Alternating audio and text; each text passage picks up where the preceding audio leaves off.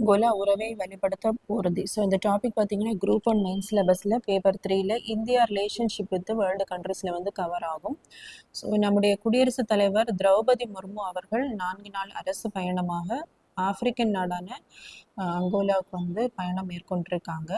So இந்த வருடம் பார்த்தீங்கன்னா அங்கோலாவினுடைய அந்த 50வது சுதந்திர தின விழா என்னைக்கு அவங்களுடைய சுதந்திர தின விழா பார்த்தீங்க அப்படின்னா நவம்பர் 11ஆம் தேதி. ஸோ நம்முடைய நாட்டிலிருந்து முதலாக அவர்களுடைய அந்த சுதந்திர தின விழாவிற்கு சென்றிருக்கக்கூடிய முதல் பிரசிடென்ட் பார்த்தீங்கன்னா திரௌபதி முர்மு அவர்கள் தான். இது மட்டும் இல்லாமல் மீன் வளம், நீர்வாழ் உயிரின வளர்ப்பு மற்றும் கடல் வளங்கள் குறித்தான அந்த புரிந்துணர்வு ஒப்பந்தங்களும் வந்து மேற்கொள்ள இருக்காங்க. ஸோ அது மட்டும் இல்லாமல் இந்தியாவினுடைய அந்த international big cat alliance treaty, so இது எப்போ கொண்டு வந்திருப்பாங்க அப்படின்னா 2023.